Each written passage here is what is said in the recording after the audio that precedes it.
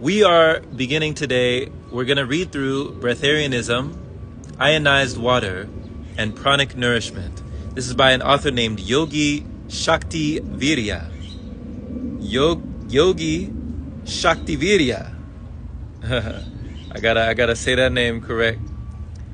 But a little bit about Russell Simmons, aka Yogi Shaktivirya. He's the author of 21 books on different subjects of environmental, spiritual, and nutritional and evolutionary wholeness. Yogi Shaktivirya is extremely concerned about how humankind and the powers of materialistic profit are abusing and demolishing Mother Nature, therefore destroying the quality of life for the present and all future generations. And he is here to help people find everlasting fulfillment, love, ecstasy, and spiritual realization through the transformation of our biochemistry using water fasting, spiritual nutrition, and transmutation of vital physical energy. So shout out to Yogi Shaktivirya. All right. So we'll go ahead and start. Thank you for being a part. Thank you for listening. Thank you for glistening. And we will begin. We start on the first chapter here, Introduction to Breatharianism. Purpose of this book. The purpose of this book is not to advocate becoming a breatharian or to convince you that living on light is the ultimate goal. Instead, it seeks to open your awareness to the possibility that inedia, or the ability to sustain oneself without traditional food, might exist. But it's crucial to understand that the popularized notion of breatharians living purely on air or even more fantastically on nothing can sometimes be misleading. True breatharianism, which is exceedingly rare, involves an intricate transformation that extends far beyond the physical. It demands the training and evolution of both the astral body and the cells of the physical body to draw sustenance directly from the infinite quantum energy that permeates the universe. Atoms, the perfect breatharians. Atoms provide a profound example of how the universe sustains itself. Atoms can be thought of as the perfect breatharians, as they draw their energy directly from the quantum field, an invisible sea of limitless energy. This zero-point field ensures that electrons continue their eternal dance around the nucleus of an atom. Without this constant influx of quantum energy, electrons would collapse into the nucleus, and matter as we know it would cease to exist. This idea of quantum energy sustaining atomic structures isn't theoretical, it is observable.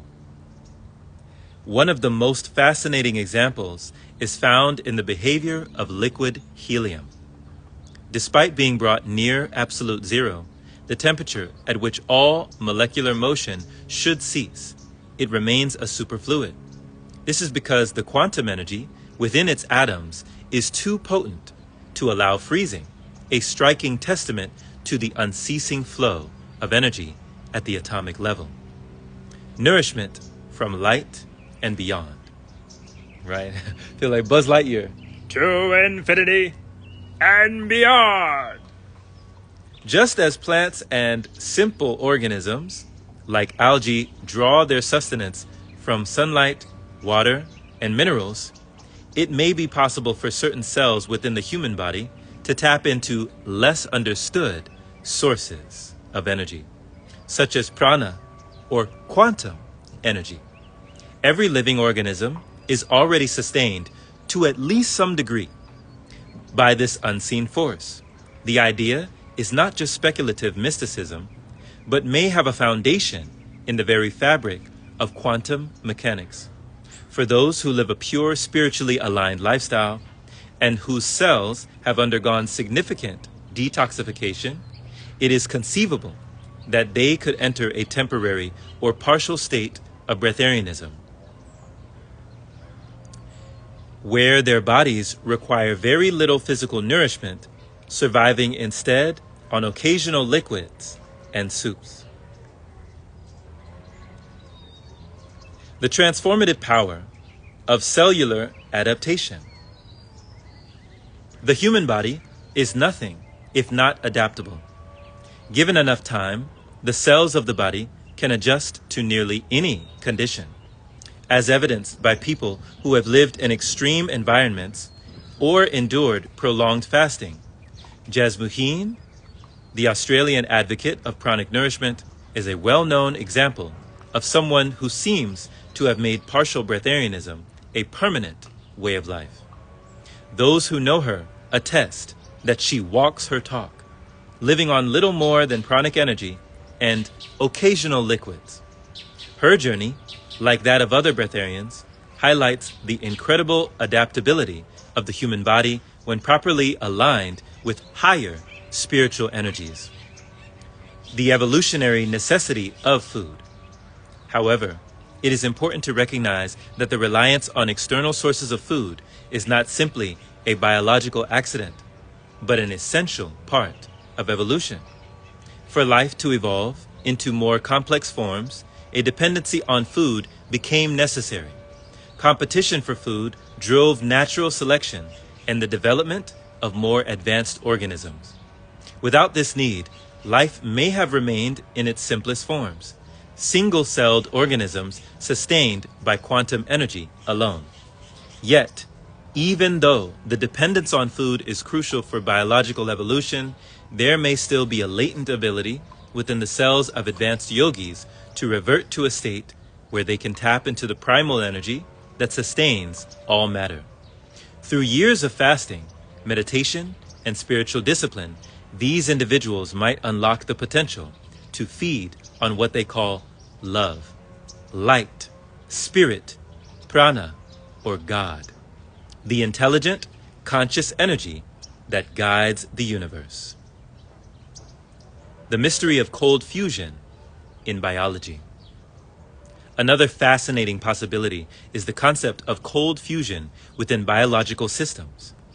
Though cold fusion remains a controversial and largely unproven scientific concept, if it were to occur at the cellular level, it could provide another way for the body to generate energy without relying on external food sources. This idea may sound far-fetched, but when we consider the mysterious and miraculous nature of life and energy, it doesn't seem entirely impossible. The universe is filled with unknowns, and the potential for biological systems to tap into alternative energy sources remains one of the great mysteries of both science and spirituality. The limits of quantum nourishment. Despite these fascinating possibilities, there remains a vital reason why most life forms, especially complex organisms, cannot fully rely on quantum or pranic energy for sustenance. If evolution is driven by the need for food and the competition for resources, then living purely on quantum energy would stifle growth and development. Life as we know it is predicated on the struggle to survive, to hunt, to gather, and to consume. Even for advanced yogis who can access pranic energy, it is likely that this ability is not meant to replace the human relationship with food entirely, but to transcend it in rare and unique circumstances. Now, this kind of gels with what I've heard before from Ray Mayor.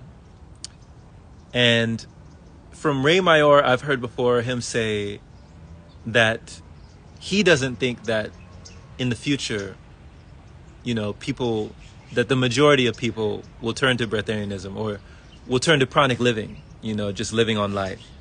He feels that it will still remain in the minority for many, many eons, many, like centuries, like that it'll only be for just a few people, like a really, really small percentage. And he feels like the people that do break out of that shell or, break out of the matrix, as it were, and discover the possibilities of their body's makeup, he feels like they're like Neo in the Matrix, who are just checking. Like they're just checking on the capabilities of the system, like just checking. Almost like, like in the Matrix, there was a scene where Neo was in the dojo with Morpheus, and Morpheus was challenging him philosophically with these thought-provoking questions, probing his mind, like, you think that's air you're breathing? Right? Like, what do you think this is? Like, what is real? And then when Neo was checking, he was able to dodge bullets. And then when he continued to check, he was able to stop bullets, right?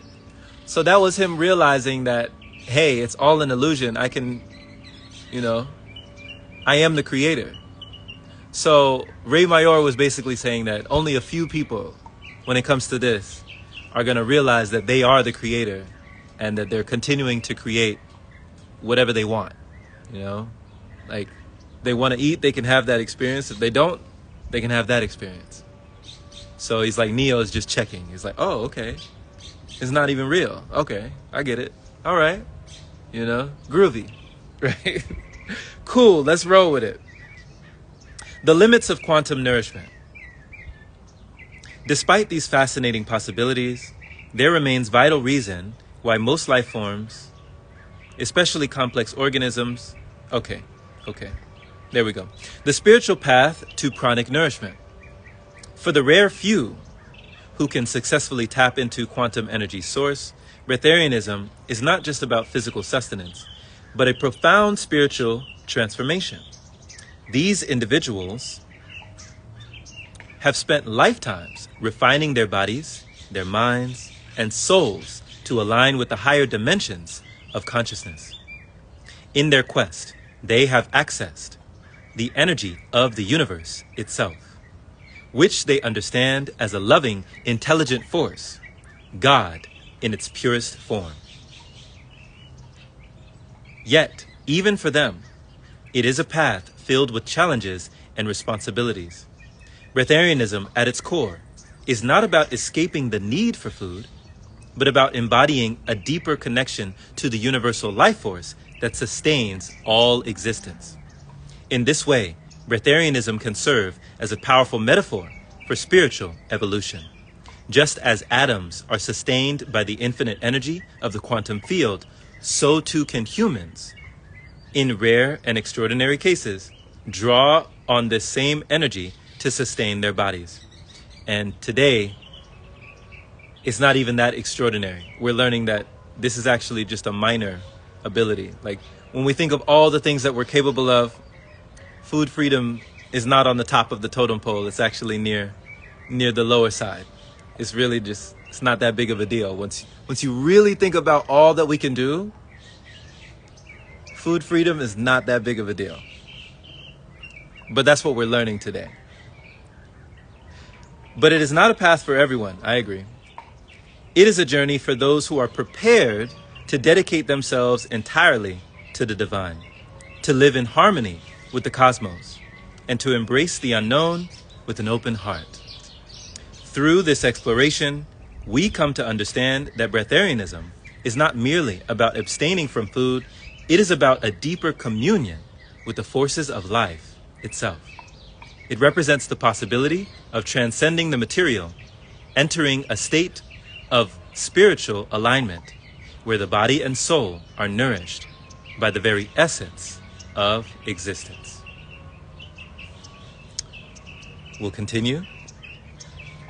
Why would anyone want to be a Breatharian? And let me get this phone out of the sun here. I don't know. I don't want it to burn out on me. This technology is not like this technology. The phone be like, hold up now. All right. Let's see. All right. This will be better. Okay, we're in the shade. Good. We Gucci, we good? All right, I think we're good. Blessings. Why would anyone desire to achieve such an extraordinary state as breatharianism, it is easy to dismiss it as a mere fantasy or curiosity. However, for those drawn to spiritual heights, the idea is incredibly compelling. Imagine transcending the limits of the material world, accomplishing something that defies the very laws of physics and biology as we understand them. The thrill of such an accomplishment is not just about standing apart from the conventional mindset. It is about stepping out of the dense, restrictive belief systems of this materialistic and often judgmental world. To break free from those limitations and enter the realm of the miraculous is exhilarating beyond words. Let me tell you. Yet, there is another equally profound reason: the catastrophic waste of Earth's resources. It is truly shocking how much of Mother Nature's bounty is consumed in the relentless production and transport of food. Every day, vast forests are cleared, oceans are overfished, and wildlife is displaced or destroyed, all to sustain the human population. The cost of this global food system is far more than just financial. It takes an enormous toll on the environment, not just to mention the personal time, energy, and money we spend just to keep the system going. Every bite we eat requires time to prepare, clean up, digest, and then eliminate, often accompanied by discomfort and disease from overeating or consuming the wrong foods. This is really hitting home. This is really hitting home right now, because I'm here. I've been spending Thanksgiving with my family right now, and all I hear these days is constipation, frustration, sickness, coughing, mucus, every day, every day, every day. So this is really hitting home. The escape from a world of endless consumption. What if we could free ourselves from this cycle? What if we didn't need food to sustain our bodies? Breatharianism represents a radical departure from the energy-consuming systems that govern our lives. Should a global famine occur, and let us hope it never does, billions would face the cruel reality of starvation. But a breatharian? Such a person would remain untouched, sustained by an unseen, ever-present force. This perspective brings into focus the sheer enormity of time and resources humanity devotes to food. Imagine what could be achieved if all of that energy, money, and effort were redirected. We spend billions, with a B, billions of dollars every year on dental and medical care to counteract the effects of the food we consume. We age faster, experience diseases caused by free radicals, and endure a host of other afflictions, many directly tied to our diet. Breatharians, on the other hand, remain vibrant and healthy.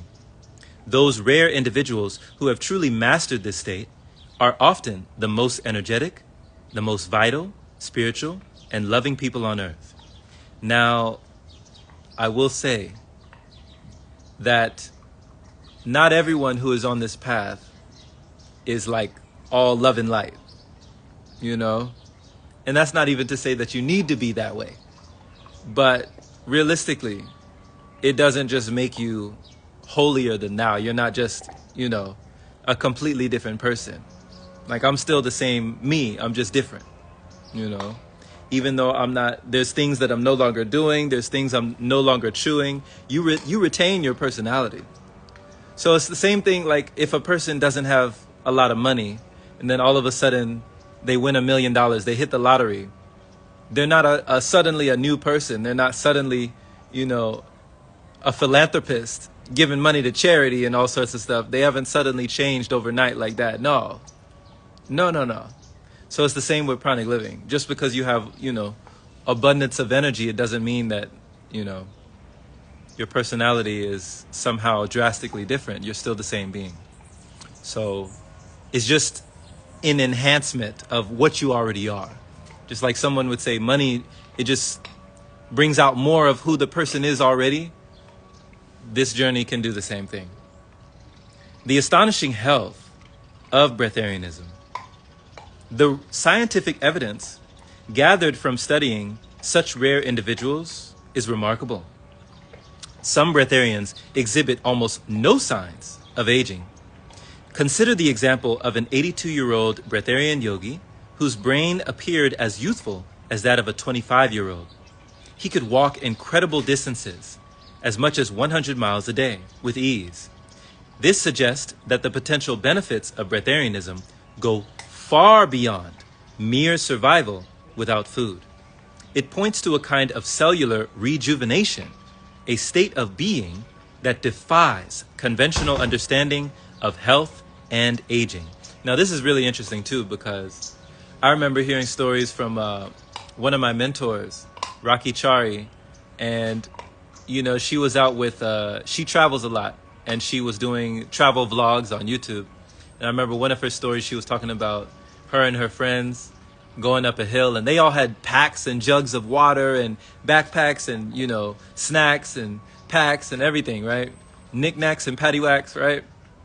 And they're all taking this up the hill, and they're struggling. And she's just going dry. Like, it was her prana day. She's had nothing. And she's just bustling up the hill, right? And at a certain point, she was with a group of women, and they're going up this hill, going up the mountain. And she had to look back. She had to stop and turn around like, oh, my bad. She was all the way up there. They were all the way down there. She didn't even know it. She thought that they were right behind her. They were way down there. She said it felt like just walking on a regular street, It was like, wasn't even tired. She wasn't even getting tired. She wasn't even breaking a sweat. And it was just boggling their mind. They were like, you haven't even eaten. Like, what? Who are you? Where did you come from? Right? Are you an alien? Are you from this galaxy? The path less traveled. The long road to inedia. But this path is not one that can be taken lightly. It seems that breatharianism is a rare gift bestowed upon a few exceptional individuals. You thirsty, huh, girl? Yeah, Coda, you thirsty. For the rest of us, the journey is long, arduous, and must be approached with great care. It involves a gradual reduction in food consumption, starting from a vegetarian diet, moving to raw foods, then to fruitarianism, liquid diets, and eventually, perhaps only water. This process could take decades, 15 to 20 years, perhaps more. And any attempt to rush it can have serious consequences. The transition to a purely pranic or quantum energy-based nourishment system requires an intricate balancing act. The energy of quantum fields is so high that the body must adapt gradually, learning to convert this subtle energy into a form that can sustain life. I have tried to follow this path for years. And while I haven't yet achieved breatharianism, I have successfully transitioned to a daily 22-hour fasting diet, water fasting diet. So he fasts on water for 22 hours a day. To enhance my vitality during my daily fast, I ensure my liquids contain a full spectrum of electrolytes and trace minerals, though it may seem difficult to many, the profound benefits I have experienced. Greater energy, lightness, and an intimate connection with spirit make the journey more than worthwhile. The sacred art of fasting and the spiritual connection. Perhaps the greatest gift of this process is not the freedom from food, but the spiritual clarity and connection that comes with it. When one fasts, especially on mineralized water, the body begins to detoxify. The spirit becomes lighter. The heavy, dense vibrations of the physical body are replaced with a high-frequency energy that brings a sense of deep inner peace. I have felt a powerful surge of pranic bliss flood every cell of my body during fasting. Now, if you have never experienced what he's talking about, I know what he's talking about. It's like nothing else. It's like nothing else. There's no drug, there's no substance, there's no alcohol, there's nothing that can feel like on that level.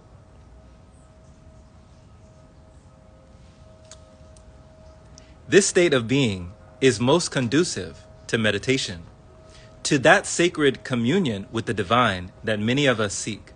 The more I live this pure lifestyle, feeding my soul instead of my senses, the more complete I feel within myself. The joy I now feel in meditation is indescribable. It is as if my very being is aligned with the rhythm of the universe, vibrating in harmony with the source of all creation. This is, in truth, the ultimate reason for pursuing Breatharianism, not merely for the thrill of transcending physical limitations, but for the deeper spiritual fulfillment that comes with tuning one's entire being to the divine frequencies of love, light, and spirit. Looking ahead, the personal aspiration. My journey is ongoing. Same here. While I have not yet reached the ultimate goal of inedia, I continue to work towards that high vibrational state where food will no longer be necessary. In the meantime, I find great joy in the process itself. Exactly. Same here. Every step along the way brings new insights, deeper spiritual awareness, and a greater sense of connection to the universe. For me, the path towards Breatharianism is not about abandoning the world, but about embracing a higher state of being, one that transcends the limitations. What's going on, girl? What you doing, girl? Come on. They're gonna be mad at you. Transcending the limitations, she digging a hole in the garden right now. Come on, girl. Get out of there. The limitations of the material world leads to profound spiritual freedom. Someday, perhaps, I will fully embrace that state.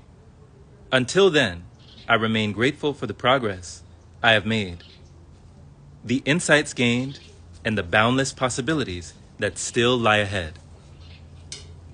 Through this journey, I have come to understand that true nourishment is not of the body, but of the soul. The more I nourish my soul, the more I realize that the body will follow. Woo-wee. Okay, Yogi. Okay, I like this. I like this poetry, this flowetry. Your soul, let your soul glow, feeding your soul. All right, here we go. Most breatharians are simply eating far less. The mysterious pranic nourishment, a path less traveled. The idea of pranic nourishment, or breatharianism, is one of the most captivating yet deeply controversial topics to explore. It touches on the very essence of what it means to exist, raising questions about the boundaries of human potential. Breatharianism suggests that we can live without food or water, drawing energy instead from spiritual or pranic sources. While this might seem impossible from a conventional standpoint, it is hard to dismiss the growing body of evidence that suggests something extraordinary is at work. Over the years, I have come across numerous individuals who claim to live without food, but most of them fall into a more nuanced category. They aren't entirely abstaining from food, but are consuming far less than what would be considered normal. These breatharians often exist on minimal amounts of liquids or small, infrequent meals. Yet they report excellent health, heightened vitality, increased spirituality, and a reduced need for sleep. What fascinates me is not just their claims, but the potential underlying mechanisms that make such an existence possible. The power of eating less, a scientific and spiritual perspective. One partial explanation for the phenomenon is that most of the food we consume is not fully metabolized.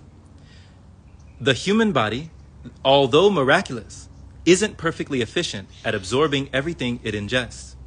Large portions of our meals are wasted, expelled, or broken down into unnecessary byproducts. The modern diet, filled with processed junk foods, sugars, and additives, contributes to this inefficiency, often causing more harm than good. Diseases, digestive issues, and poor health arise more frequently from overconsumption and eating the wrong types of food than from any lack of nourishment. Let me say that one more time, because that's worth repeating.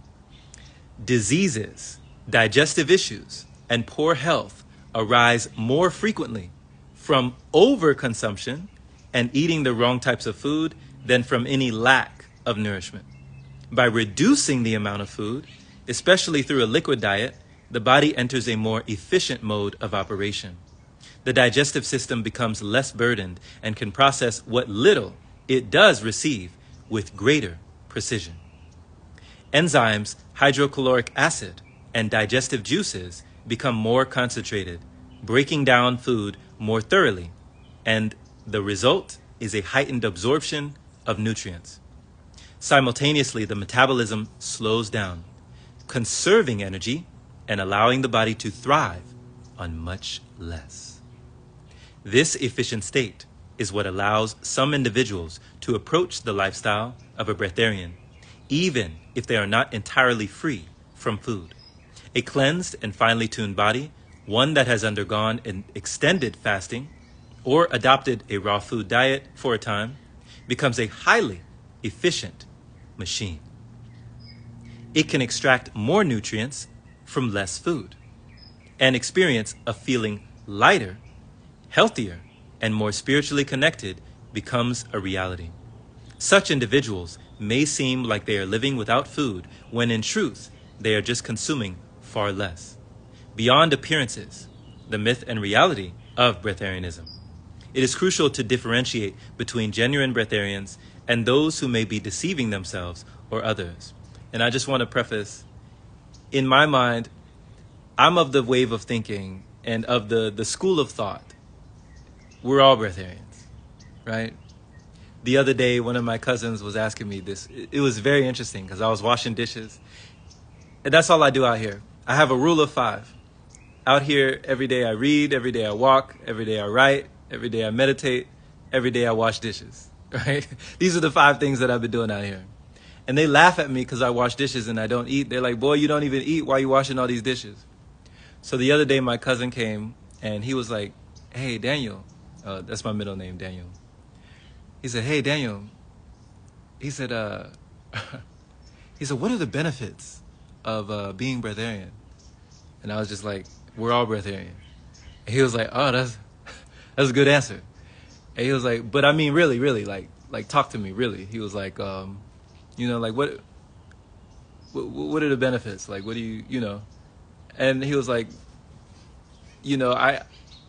it's been a long time since I've gone a day without eating. I don't go a day, I don't even go half a day without eating. And I'm like, well, how long can you go without breathing? And he just thought about it. For like a full 15 seconds, he just, dang, you got me. I was like, yeah, you're already a breatharian, right? Like, clock it. How long can you go? How long can you hold your breath? You're breatharian, right? So that's how I'm thinking, but different people have different thought. While there are historical figures like Therese Newman and Giribala, we read about Giribala in Paramahansa Yogananda, the autobiography, Giribala, the woman yogi who never eats, who reportedly lived without food for extended periods. The vast majority of contemporary breatharians, I like that. Wow, that's interesting. That's the first time I heard contemporary breatharian, are either cheating, fasting, or for long stretches, or occasionally consuming small amounts of food in private. Now, I'm sure people have their own lives, whatever they do in private, whatever, but there's no shame.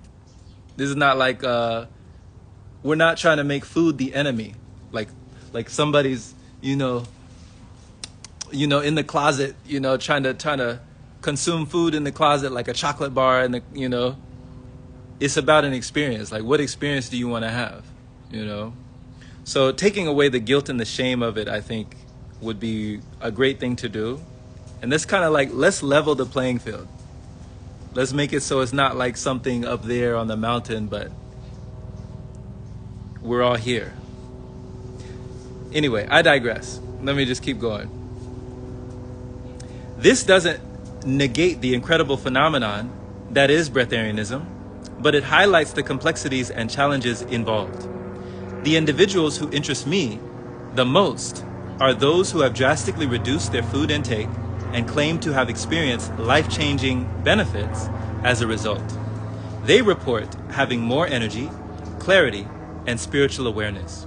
For them, the process of reducing food intake seems to unlock higher levels of vitality, and the implications are fascinating. Caloric restriction, a path to longevity. There is scientific support for the idea that humans can thrive on less food. Decades ago, a researcher named Roy Walford conducted experiments on rodents, showing that caloric restriction led to remarkable improvements in health and a significant increase in lifespan. Walford's findings imply that we can do far better on far less food, provided that the food we consume is nutrient dense and carefully chosen.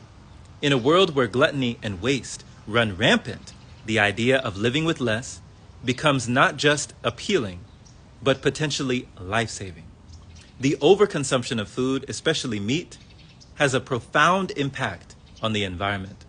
Vast areas of land are cleared, oceans overfished, ecosystems destroyed, all to satisfy humanity's insatiable hunger. Now, I remember talking with my Uncle Jimmy, my uncle here, and even he had to admit,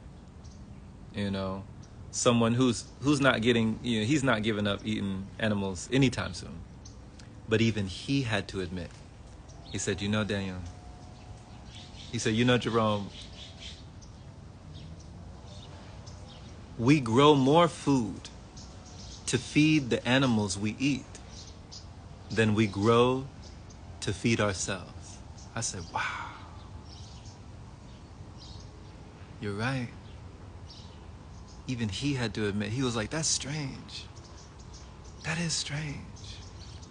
We grow more food to feed the animals that we eat on the back end than we grow to feed ourselves on the front end. Isn't that weird? So that just made me think.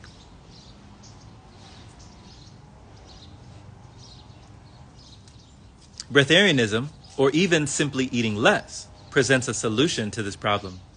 It challenges the modern paradigm of excessive consumption and offers a more sustainable way to live. The limits of breatharianism, are there? Health and diet matter. The practice of breatharianism, or severe caloric restriction, is not for everyone. It requires a body that is already in good health, one that has been cleansed of toxins and conditioned by a nutrient-rich, natural diet. Attempting to live on little or no food while following a junk food diet would be disastrous. I have to agree. That's just me, but I definitely agree. Breatharianism demands a high level of discipline, knowledge, and spiritual grounding. Those who attempt it must rely on wholesome, raw, and nutrient-dense foods during the transitional stages. They must learn to absorb energy from non-traditional sources. This is what we're talking about. Well, this is why we always hear meditation, the foundation. Meditation is medication. Meditation, relaxation. Meditation, vibration. Meditation. This is what we're talking about. And I remember one of my mentors was saying, he said, eat what you want, have what you want. just don't let meditation go. She was like, can I have it? Like, it's okay. Can I have this? He was like, whatever you want. You can't resist it that bad. Just have it. Right? Just don't let meditation go. He's like, you let meditation go, you defeated the whole purpose. That's what's bringing light into the body. Right? That's what's bringing this divine, this consciousness into the vessel. That's what's purifying the vessel. Bringing more light into the body. Not the burrito. Right? So, yeah, that was a message. Pranic energy and alternative nourishment. What if there are other sources of nourishment available to us that go beyond food? A highly attuned body, cleansed through fasting and nourished by the right diet, might be capable of drawing energy from sunlight, electromagnetic fields, here we go, and even the subtle vibrations of nature itself. And I like to say nature herself. She got an attitude sometimes. Nature, you got an attitude, don't you? Mother Nature, she be cracking. She'll hit you if you look at her wrong. She'll hit you. There are reports of breatharians who claim to survive on nothing but sunlight, air, and the ambient energy around them. While such claims may seem outlandish, they raise important questions about the nature of human energy and our connection to the universe. Other potential sources of nourishment include the electrical charge of ionized water, mineral mists, and even the subtle electron clouds generated by geological activity. These natural phenomena, while not widely understood, could provide the body with energy in ways that science has not yet fully explored. And it's funny because they say science is seen spirituality, and spirituality is unseen science. I think I said that right. It's like the unseen. They haven't figured it out yet. They know it's possible. They don't know why. They know it can be done. They don't know how. But they see what can be done. It was like my parents. When I was hanging around my folks, 1 month went by, he's still not eating. 2 months went by, he's still not eating. He's not depleting, he's still not eating. 3 months went by, he's still not needing. He's still not feeding, he's still not eating. He's not depleting. 4 months went by, they're like, okay, I get it. All right. Something's going on. I don't like the idea. This is what they said. They said, I see you're still alive, but I don't like the idea. I love it. I love it. I don't like the idea. But okay, but I don't like it. That's what they said. I still don't like it. All right, where were we? Other potentials, natural phenomena. My personal journey, fasting, liquid diets, and spiritual growth. I became deeply interested in Breatharianism after I first learned about inedia back in the late 1970s by reading Victoras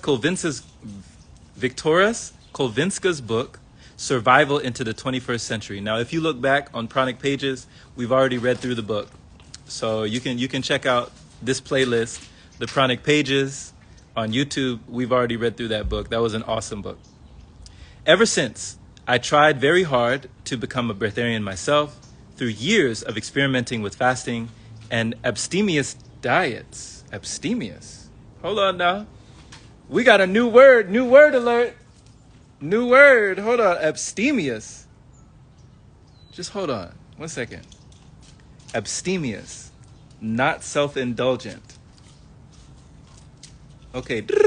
I need to download that one. That's going in my arsenal. Abstemious. Not self-indulgent when eating and drinking. Especially when eating. Okay, we only had a bottle. Very abstemious of you. Ah! I like that. I like that. Hey, we only had a bottle. Ah, very abstemious. Very abstemious of you. I like that. You're very classy. Very abstemious. Very, very demure. Very demure, very abstemious. I like this.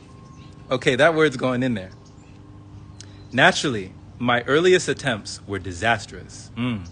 Along the way, I found that consuming a 100% liquid diet initially gave me increased energy, improved health, and a greater sense of spiritual connection. Same.